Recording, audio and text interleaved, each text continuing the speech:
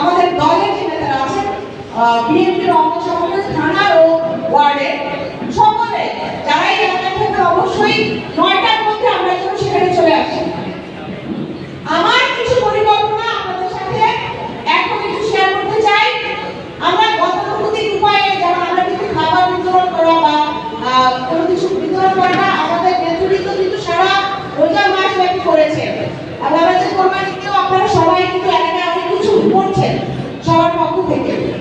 আমরা এবার যেটা চিন্তা করেছি আমাদের সিনিয়র নেতৃত্ব সকলের সাথে কথা বলে যে খাবার হয়তো আমরা দিব না, কিন্তু এটা পরিবর্তে আমরা হয়তো অন্য কিছু দিব যাতে গরিব দুস্থ মানুষের একটু উপকার হয়। তো সেই পরিকল্পনা থেকে আমার পক্ষ থেকে একটা জিনিস আমি এখানে সংযুক্ত করতে যাচ্ছি। আমি একটা বড় মেডিকেল ক্যাম্প দিব ওই দিন, যেখানে 25 জন ডক্টর থাকবে ইনশাআল্লাহ।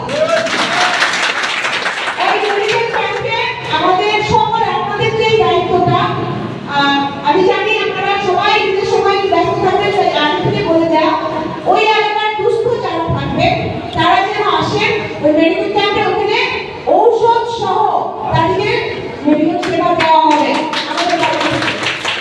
তো এইটা আমি সর্বোচ্চভাবে আমাকে করার চেষ্টা করবো। প্রত্যেকটা থানায় ওয়ান্ডার কাউন্টের সকলের জন্য আমরা 3টা বাস ব্যবস্থা রাখবো। যদি আমার কেউ থাকে, অনেক বয়স্ক থাকে, ওই মানুষের হয়তো আসতে একটু সময় লাগতে পারে, তো ওইটা বাস ব্যবস্থা রাখবো আমরা। আমরা জানি আমরা যারা সুস্থ হয়তো তার আগেই চলে আসবো জায়গা থেকে, কিন্তু আমরা নিশ্চিত করবো 3টা বাস এই রুটে আছে, কারো আসার সুবিধার জন্য সেটা রাখা হবে।